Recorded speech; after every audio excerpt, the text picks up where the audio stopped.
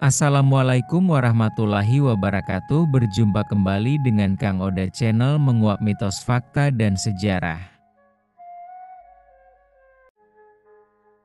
Pusar bumi Gunung Jati yang terletak di Komplek Pemakaman Sunan Gunung Jati, Jawa Barat telah menjadi saksi bisu dari kisah-kisah melegenda sejak zaman dulu.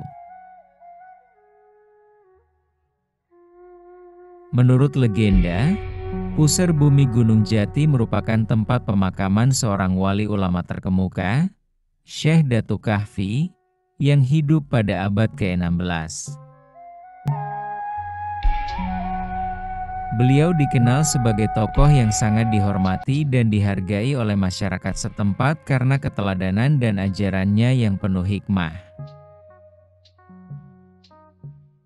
Meskipun kisah tentang asal-usul pusar bumi ini dituturkan secara turun-temurun, namun makna dan kekuatannya tetap relevan hingga saat ini. Sebelumnya Syekh Nurjati dikenal dengan nama Syekh Datul Kahfi atau Maulana Idofi Mahdi. Secara kronologi singkat, Syekh Nurjati lahir di Semenanjung Malaka. Setelah berusia dewasa muda pergi ke Mekah untuk menuntut ilmu dan berhaji. Syekh Nurjati pergi ke Baghdad dan menemukan jodohnya dengan Syarifah Halimah serta mempunyai putra-putri. Dari Baghdad beliau pergi berdakwah sampai di Pesambangan, bagian dari Nagari Singapura, sekarang Desa Mertasinga, Kabupaten Cirebon. Beliau wafat dan dimakamkan di Giri Amparan Jati.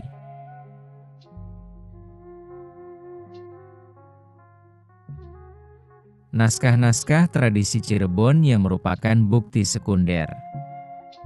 Naskah-naskah tersebut berbentuk prosa, diantaranya Carita Purwaka Carubanagari, Babat Tanah Sunda dan Sejarah Cirebon. Serta naskah yang berbentuk tembang diantaranya Carup Kanda. Babat Cirebon, Babat Cirebon terbitan Eset Hadi Sudjipto, Wawacan Sunan Gunung Jati, Naskah Mertasinga, Naskah Kuningan dan Naskah Pulasaren. Dari sekian banyak naskah, hanya naskah Babat Cirebon terbitan Brande saja yang tidak memuat tentang Syekh Nurjati. Sedangkan naskah tertua yang menulis tentang Syekh Nurjati dibuat oleh Arya Cirebon pada tahun 1706 Masehi. Syekh Nurjati ketika lahir dikenal dengan nama Syekh Datuk Kahfi, putra dari Syekh Datuk Ahmad, seorang ulama besar. Syekh Datuk Ahmad putra dari Maulana Isa, yang juga seorang tokoh agama yang berpengaruh pada zamannya. Syekh Nurjati di tempat kelahiran, Malaka, pertengahan abad ke-14. Syekh Datuk Ahmad mempunyai adik yang bernama Syekh Datuk Soleh, ayahanda dari Syekh Siti Jenar, Abdul Jalil. Jadi Syekh Datul Kahfi adalah saudara sepupu dari Syekh Siti Jenar. Maulana Isa adalah putra dari Abdul Qadir Kailani. Abdul Qadir Kailani adalah putra dari Amir Abdullah Hanuddin, keturunan Nabi Muhammad SAW generasi ke-17 dari jalur Zainal Abidin. Syekh Datuk Kahfi memiliki dua orang adik, yaitu Syekh Bayanullah yang mempunyai pondok di Mekah, yang kemudian mengikuti jejak kakaknya berdakwah di wilayah Cirebon, serta seorang adik wanita yang menikah dengan Raja Upih Malaka. Buah dari perkawinan tersebut lahirlah seorang putri yang kelak menikah dengan Dipati Unus dari Demak. Syekh Nurjati pergi berdakwah ke Pesambangan.